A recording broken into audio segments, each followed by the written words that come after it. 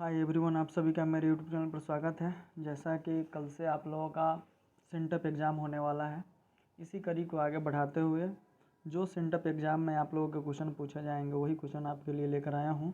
उसमें विषय है सोशल साइंस, सामाजिक विज्ञान। तो चलिए आइए जानते हैं कि सोशल साइंस के अंतर्गत आप लोगों से कौन कौन सा क्वेश्चन सेंटअप एग्ज़ाम में पूछा जा रहा है। ध्यान से सुनिए और सारे क्वेश्चन को याद कर लें। मेरा यह मनसा नहीं है कि मैं आपको एग्ज़ाम से पहले हेल्प करूं, लेकिन आप ये सारे क्वेश्चन याद कर लेते अगर इसी के बहाने से, तो आपको फाइनल एग्ज़ाम में बहुत ही बड़ा फ़ायदा होगा। और फाइनल इस सेंस में हमने बोला है कि बस सेमीफाइनल आपने सेंटअप एग्ज़ाम देख चुका है। पीछे जो भी हुआ है एग्ज़ाम, उन सभी एग्ज़ामों को देख कर अपने आप को आपने तराशा है। अब यहाँ पे एकदम फुल एंड फाइनल का संग्राम चालू है। उसी क्रम में सेंटअप एग्ज़ाम का भी होने वाला शुरू हो चुका है। कल से 15 से शुरू होने वाला ये एग्ज़ाम। तो चलिए आइए ध्यान दीजिए, सारे क्वेश्चन को देखिए कि क्या क्या आपसे एग्ज़ाम में पूछा गया है। तो सबसे पहली बात ये हम लोग जान लें कि इस एग्ज़ाम में पैटर्न कैसा आएगा। तो इस एग्ज़ाम में टोटल क्वेश्चन आपके लिए 80 ऑब्जेक्टिव पूछा जाएगा और 32 सब्जेक्टिव क्वेश्चन पूछा जाएगा। कुल मिलाकर 112 प्रश्न होंगे। 112 प्रश्न में से आपको 50% क्वेश्चन का जवाब देना है, अर्थात 80 ऑब्जेक्टिव में से 40 ऑब्जेक्टिव बनाना है और 32 सब्जेक्टिव में से आपको 16 सब्जेक्टिव बनाना है। 16 सब्जेक्टिव 3 प्रकार के होंगे, जिनमें से अति लघु उत्तरीय, लघु उत्तरीय और दीर्घ उत्तरीय टाइप के क्वेश्चन होंगे। तो आज हमने इस वीडियो में आपके लिए सिर्फ और सिर्फ ऑब्जेक्टिव क्वेश्चन का संग्रह लेकर आया है। चलिए आइए देखिए ऑब्जेक्टिव संग्रह के दरमियान कौन कौन सा क्वेश्चन है आपके लिए। जिसमें से पहला क्वेश्चन है, निम्न में से किसका योगदान सकल घरेलू उत्पाद में सर्वाधिक है। तो तृतीयक क्षेत्र का इसका आंसर होगा। कौन सा क्षेत्र का? तो तृतीयक क्षेत्र। इसी तरह से क्वेश्चन नंबर दूसरा है कि निम्न में से कौन पूंजीवादी अर्थव्यवस्था का गुण नहीं है। तो पूंजीवादी अर्थव्यवस्था का गुण सामाजिक कल्याण नहीं है। इसमें निजी लाभ, साधनों का निजी स्वामित्व, कीमती यंत्र इत्यादि को देखा जाता है। इसी प्रकार तीसरा नंबर क्वेश्चन है, बिहार की अधिकतर जनसंख्या जीविका के लिए किस क्षेत्र पर निर्भर है। तो ये हो जाएगा कृषि पर निर्भर है, यानी 3 का ये ऑप्शन सही है। 4 नंबर है, बैंक का एजेंसी कार्य है। तो बैंक का एजेंसी कार्य है ऋण देना, यानी 4 का ये ऑप्शन सही है। 5 नंबर क्वेश्चन पूछता है कि भारत के किस राज्य में प्रति व्यक्ति आय सर्वाधिक है। तो भारत के गोवा राज्य में प्रति व्यक्ति आय क्या है? सर्वाधिक है। इसी में एक तो क्वेश्चन पूछता है कि बिहार के किस जिला में सर्वाधिक जनसंख्या है या किस नगर में सर्वाधिक जनसंख्या है। तो उसके लिए आंसर कौन होगा? पटना। छठा नंबर क्वेश्चन है कि भारत में नई आर्थिक नीति लागू कब की गई थी। तो भारत में नई आर्थिक नीति का लागू जो किया गया था वह 1991 ईस्वी में किया गया था, यानी 6 का सी ऑप्शन सही है। इसी प्रकार 7 नंबर क्वेश्चन है, राष्ट्रीय मानव विकास में किस राज्य का स्थान सर्वोच्च है। तो राष्ट्रीय मानव विकास में केरल राज्य का जो स्थान है वो क्या है? सर्वोच्च है। 8 नंबर क्वेश्चन है कि सिंगापुर की मुद्रा क्या है। तो सिंगापुर के मुद्रा को डॉलर कहा जाता है। 9 नंबर क्वेश्चन है कि किस वित्तीय संस्थान द्वारा साख सृजन किया जाता है। तो साख का सृजन करना व्यापारिक बैंक का काम है। इसी प्रकार 10 नंबर क्वेश्चन है कि किसने कहा कि मुद्रा वह है जो मुद्रा का कार्य करती है। तो इस तरह का जो वर्ड है उसको हार्टले विदर्स ने क्या किया था? कहा था, यानी 10 का सी ऑप्शन सही है। 11 नंबर क्वेश्चन है कि भारत में सर्वाधिक रोजगार के अवसर उपलब्ध कराने वाला क्षेत्र कौन सा है। तो भारत में सर्वाधिक रोजगार के अवसर उपलब्ध कराने वाले जो क्षेत्र हैं उसको कहा जाता है तृतीयक क्षेत्र। इसी तरह से 12 नंबर क्वेश्चन है, विश्व का सर्वाधिक रोजगार प्रदान करने वाला कार्यक्रम है। तो इसका आंसर हो जाएगा मनरेगा। इसी तरह से 13 नंबर क्वेश्चन है कि सरकार द्वारा लगातार अनावश्यक नियंत्रणों तथा प्रतिबंधों को हटाना कहलाता है। तो इसको कहा जाता है राष्ट्रीयकरण। प्रश्न संख्या 14 है कि भारत विश्व व्यापार संगठन WTO का सदस्य कब बना। तो भारत जो है सो WTO का सदस्य 1995 ईस्वी में बना। 15 नंबर क्वेश्चन है कि भारत में उपभोक्ता संरक्षण अधिनियम की घोषणा कब हुई थी। तो भारत में उपभोक्ता संरक्षण अधिनियम की घोषणा 1986 ईस्वी में हुआ था। इसी तरह से 16 नंबर क्वेश्चन है कि योजना आयोग के प्रथम अध्यक्ष कौन थे। तो योजना आयोग के जो अध्यक्ष होते हैं वो प्रधानमंत्री होते हैं। तो जब पहली बार योजना आयोग आया था तो उस समय भारत के प्रधानमंत्री थे पंडित जवाहरलाल नेहरू। अर्थात 16 नंबर क्वेश्चन जो पूछ रहा है कि योजना आयोग के प्रथम अध्यक्ष कौन थे, तो पंडित जवाहरलाल नेहरू। इसी प्रकार 17 नंबर क्वेश्चन है, भारत में किस प्रकार की अर्थव्यवस्था पाई जाती है, तो भारत में मिश्रित अर्थव्यवस्था पाई जाती है। क्वेश्चन बहुत ही इंपॉर्टेंट है कि भारत में किस प्रकार की अर्थव्यवस्था पाई जाती है, तो मिश्रित अर्थव्यवस्था पाई जाती है। 18 नंबर क्वेश्चन है, poverty and British rule in India पुस्तक के लेखक कौन है, तो इसके है दादा भाई नौरोजी ने।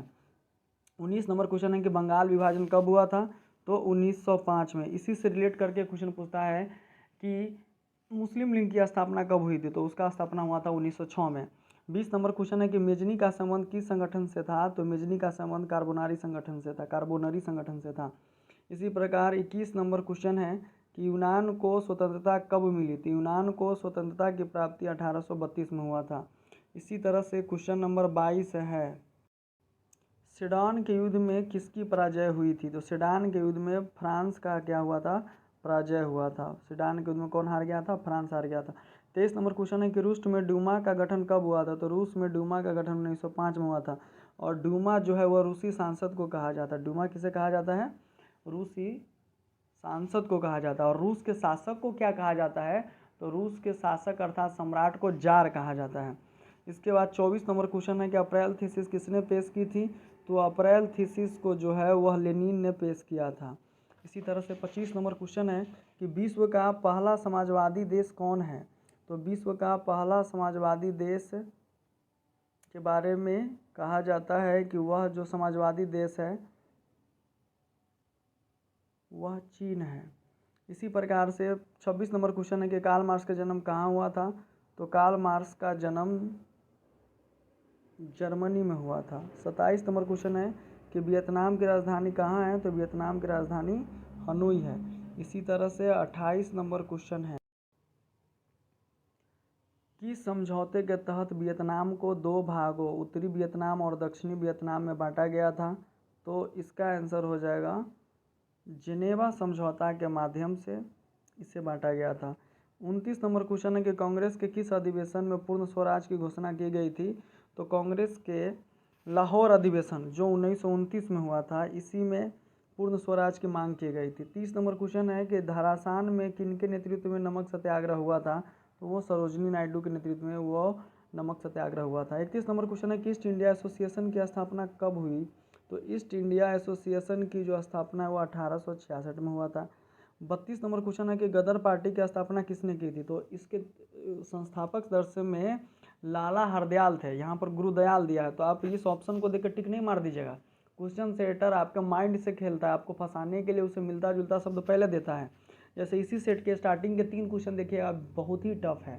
टफ करने का मतलब कि थोड़ा वास्ट है, यानी वो आपके माइंड से खेल रहा है कि ताकि आप इसमें उलझ जाएं और आगे आसान आसान क्वेश्चन में गलती कर जाएं।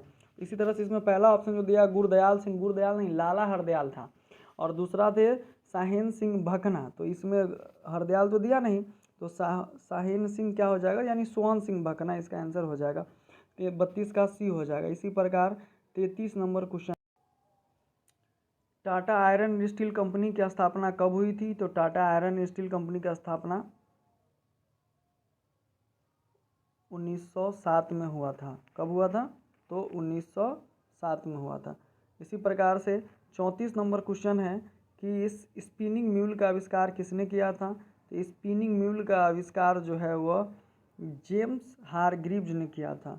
इसी प्रकार 35 नंबर क्वेश्चन है कि सामंती व्यवस्था के स्थान पर किस प्रकार की शहरी व्यवस्था की प्रवृत्ति बढ़ी, तो सामंती व्यवस्था के स्थान पर प्रगतिशील शहरी व्यवस्था की प्रवृत्ति बढ़ी। 36 नंबर क्वेश्चन है कि 1929 की मंदी का सबसे बुरा प्रभाव किस देश पर पड़ा था, तो ये संयुक्त राज्य अमेरिका पर पड़ा था। 37 नंबर क्वेश्चन है कि न्यू डील का संबंध निम्न में से किससे था, तो न्यू डील का जो संबंध है वह धार्मिक नीति से था, यानी 37 नंबर क्वेश्चन का ऑप्शन सी सही है। 38 नंबर, अंतर्राष्ट्रीय मुद्रा कोष की स्थापना कब हुई थी, तो अंतर्राष्ट्रीय मुद्रा कोष की स्थापना 1945 में हुआ था। 44 होना चाहिए इसका आंसर, बट नहीं है, तो 1945 मार के चलिए। 39 नंबर क्वेश्चन है कि मुद्रण कला का आविष्कार कहाँ हुआ था? तो मुद्रण कला का जो आविष्कार है वो चीन में हुआ था। 40 नंबर क्वेश्चन है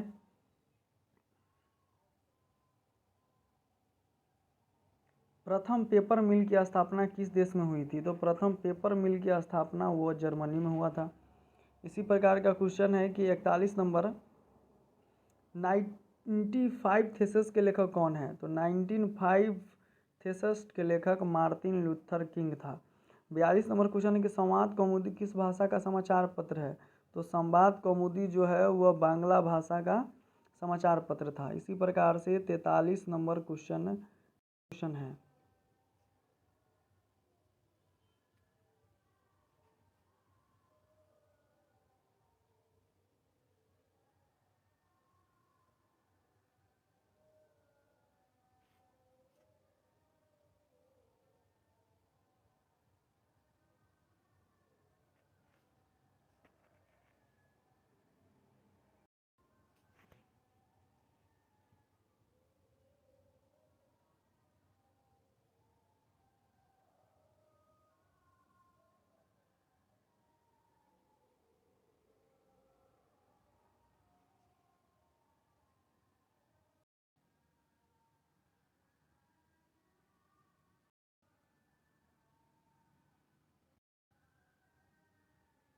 सूचना का अधिकार आंदोलन की शुरुआत हुआ था? तो राजस्थान से हुआ था। 58 नंबर क्वेश्चन है कि महापौर का कार्यकाल कितने वर्ष के लिए होता है? तो 5 वर्ष के लिए होता है। 59 नंबर क्वेश्चन है कि हरित क्रांति से किस राज्य को आर्थिक लाभ हुआ था? तो इसमें इसका आंसर हो जाएगा इनमें से सभी। हरियाणा को भी मिला था, पंजाब को भी मिला था, उत्तर प्रदेश को भी मिला था। 60 नंबर क्वेश्चन है कि पानी के निजीकरण के विरुद्ध कहाँ संघर्ष हुआ था? तो बोलिविया में हुआ था। 61 नंबर क्वेश्चन है कि भारत में किस प्रकार की दलीय व्यवस्था है? तो भारत में बहुदलीय व्यवस्था है। 62 नंबर क्वेश्चन है कि माधव कुमार किस देश के पूर्व प्रधानमंत्री थे? तो नेपाल। देखिए उनका पूरा नाम था माधव कुमार नेपाल। अगर नेपाल लगाया रहता तो आप इजी वे में इस क्वेश्चन को पकड़ सकते थे। इसी प्रकार से 63 नंबर क्वेश्चन है, भारत में प्रथम चीनी मिल की स्थापना किस राज्य में की गई थी? तो भारत में प्रथम चीनी मिल की जो स्थापना है वह बिहार में किया गया था। 64 नंबर क्वेश्चन है कि चरक का संबंध किस देश से है? तो चरक भारत के थे। 65 नंबर क्वेश्चन है कि कान्हा राष्ट्रीय उद्यान कहाँ है? तो मध्य प्रदेश में है। 66 नंबर क्वेश्चन है कि महासागरीय संसाधनों पर देश का आधिपत्य होता है? तो 200 किलोमीटर नॉटिकल मील होता है, लेकिन 200 किलोमीटर तक महासागरीय संसाधनों पर देश का अधिकार होता है। 67 नंबर क्वेश्चन है कि निम्न में से कौन स्वामित्व के आधार पर संसाधनों के वर्गीकरण का प्रकार नहीं है? तो नवीकरणीय। 68 नंबर क्वेश्चन है किस नदी की उत्पत्ति अमरकंटक से हुई है? तो सोन नदी की उत्पत्ति जो है सो अमरकंटक से हुई है।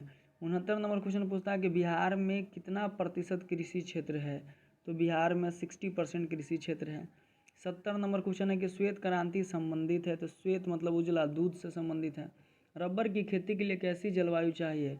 तो रबर की कृषि के लिए समशीतोष्ण जलवायु चाहिए। 72 नंबर क्वेश्चन है कि कौन सी फसल रबी और खरीफ दोनों के रूप में उगाई जाती है? तो इसका आंसर होगा अरंडी का। 73 नंबर क्वेश्चन है कि दामोदर घाटी परियोजना का लाभ किन राज्यों को मिलता है? तो झारखंड और पश्चिम बंगाल को मिलता है। इसी प्रकार से 74 नंबर निम्न में से कौन लौह अयस्क का एक प्रकार है? तो लोहा का अयस्क है हेमाटाइट। कौन सा? हेमाटाइट। 75 नंबर क्वेश्चन है कि टेक्सोल का उपयोग होता है कैंसर के इलाज में। 76 नंबर क्वेश्चन है कि बिहार का कौन क्षेत्र सूखा प्रवण है? तो दक्षिण बिहार। उत्तर बिहार में बहुत सारा नदी, लेकिन दक्षिण बिहार पहाड़ी इलाका है, इसीलिए सूखा प्रवण क्षेत्र है।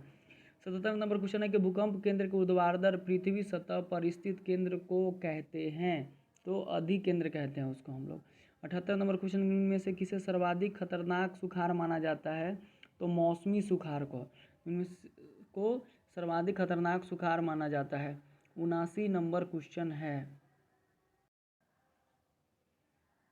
बाढ़ से हानि होती है पशुओं को, फसलों को, भवनों को, इनमें से सभी को।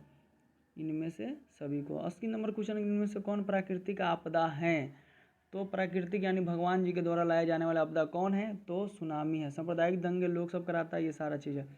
उसी प्रकार है लघुत्तरीय क्वेश्चन है, अति लघुत्तरीय, दीर्घोत्तरीय है, तो इसे हम आगे भी आपको कराएंगे।